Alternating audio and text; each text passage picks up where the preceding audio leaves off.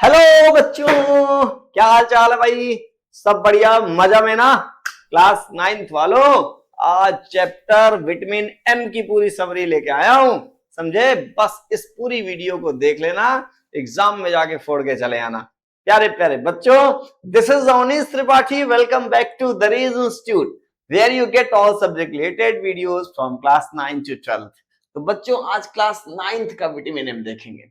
ठीक है, चलिए जल्दी से इस चैप्टर की समरी को समझा देता हूं मैं, इसमें है क्या।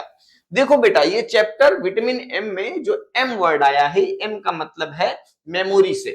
फिलहाल आपने कभी सुना नहीं होगा कि विटामिन एम क्या होता है ना। विटामिन विटामिन डी आपने सुना, विटामिन ए सुना, लेकिन विटामिन एम सुना नहीं ना, नहीं होता है।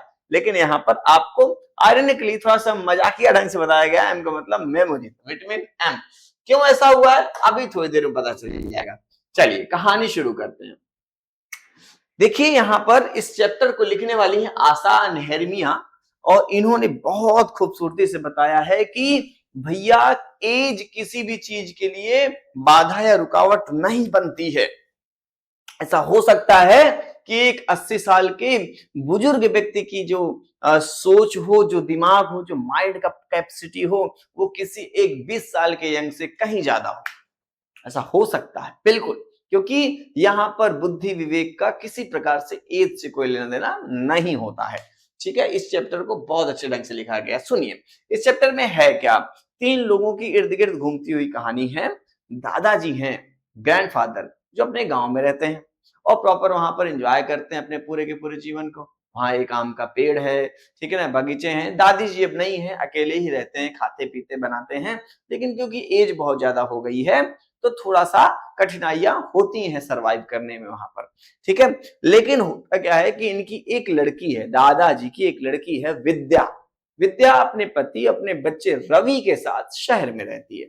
जब उसे पता चलता है ये चीज कि मेरे पापा की एज 75 साल के ऊपर हो गई है, उन्हें गांव में रहने में परेशानी हो रही है, कई घटनाएं भी घटी हैं। एक बार तो पेड़ के पास दादाजी गिर गए और अगले दिन वहां से उठे, क्योंकि वो खुद से उठ नहीं पा रहे थे और कोई उठाने के लिए वहां पर था नहीं। तो भाई, बेटी को थोड़ा सा टेंशन तो होती है। तो इसका सिंपल सा एक उपाय निकाला गया, क्या कि दादाजी को शहर बुला लिया जाए।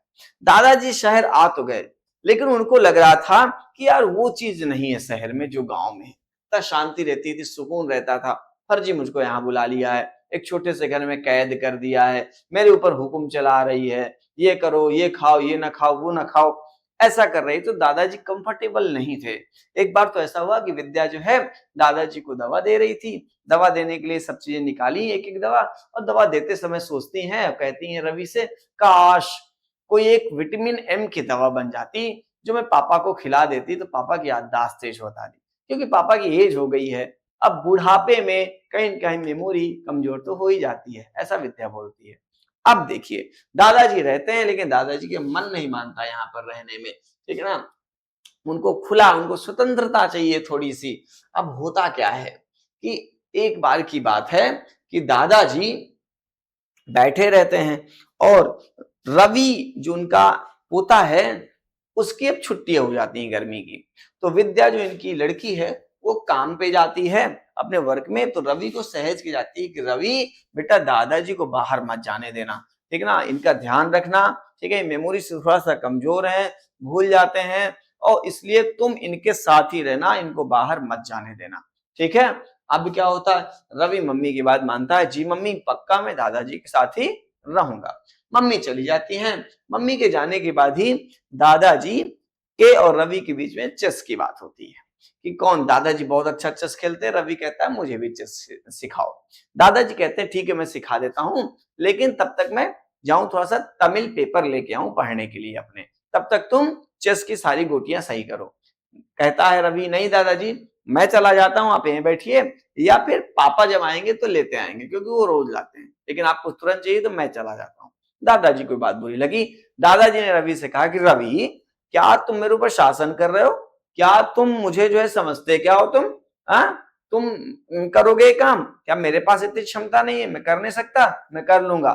सुनो रवि, तुम अपनी चेस की सारी गोटियां ठीक करो, मैं जाता हूं पेपर लेने। ऐसा करके दादाजी निकल गए। अब रवि हाथ में हाथ धर के तो बैठ नहीं सकता, उसको टेंशन हो गई। मम्मी ने कहा था दादाजी को बाहर मत जाने देना, इनकी मेमोरी थोड़ी सी वीक है, और दादाजी को अगर मैं रोक देता तो दादाजी को बुरा लग जाता। अब मैं करूं तो क्या करूं?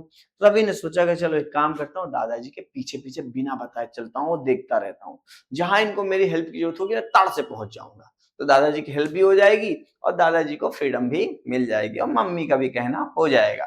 ऐसा करके रवि उनके पीछे डिटेक्टिव की तरह निकल पड़ता है। दादाजी ने एक पीली कलर की टोपी लगाई और एक अच्छी सी छड़ी ली जिसमें ईगल बना हुआ था, छड़ी में ईगल बना हुआ था इस पकड़ने वाले में, ठीक है, और निकल पड़े। ठीक है, दादाजी आराम से छड़ी को घुमाते हुए निकल पड़े। रवि भी दादाजी के पीछे पीछे पहुंच गया, चल दिया।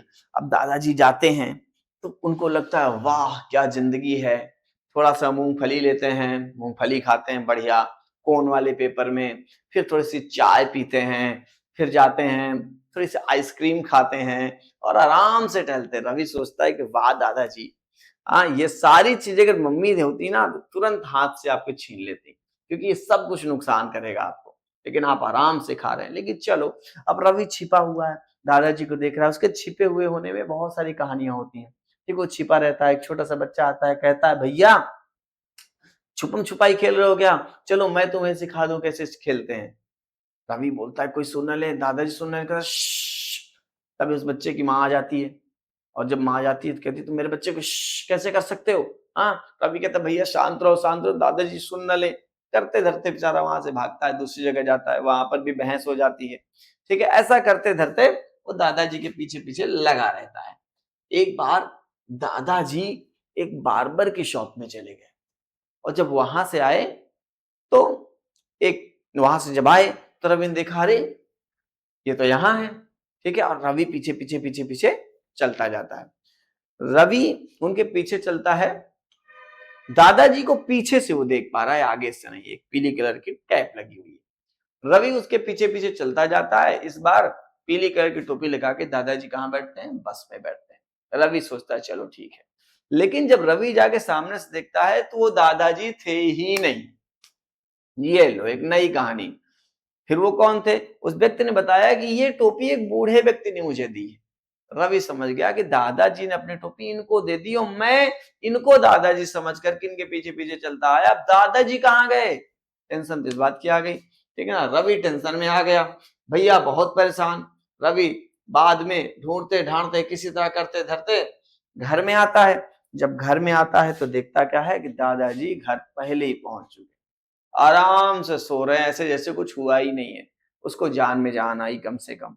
ठीक है, दादाजी का बर्थडे है, दादाजी को याद है कि मेरा आज बर्थडे है, लेकिन वही उनकी बेटी विद्या भूल चुकी है उनका बर्थडे है। ठीक है, दादाजी अपने परिवार के लिए सबके लिए गिफ्ट लेके आते हैं, सबको गिफ्ट देते हैं, साड़ी देते हैं अपनी बेटी को, ठीक है ना, अपने नाती को रवि को एक डिटेक्टिव की बुक देते हैं, और ये बताते हैं कि भैया मैं देखो एक इवेंट नहीं भूला लेकिन तुम भूल गए, तुम यंग हो लेकिन तुम भूल गए, मैं बूढ़ा हूं लेकिन मैं नहीं भूला। सच बताऊं, विटामिन एम की जरूरत तुम्हें है ना कि मुझे। ये थी बेटा पूरे चैप्टर की होल स्टोरी। हाँ, और ये स्टोरी अगर आपको लिखना है तो ये देखिए पूरी चीजें लिखी हुई हैं, आप इसको एक बार स्क्रीनशॉट ले लीजिएगा या वीडियो रोक करके आप इसको देख सकते हैं। ठीक है, ये यहाँ पर ही चैप्टर खत्म हो जाता है। ठीक है, चलिए, होप आपको कहानी अच्छी लगी होगी, चैप्टर अच्छा लगा होगा, और चैप्टर में मैंने अच्छे से समझा दिया होगा। आपके सारे क्वेश्चन यहाँ से अटेम्प्ट हो जाएंगे, बाकी और कुछ इसमें खास है नहीं।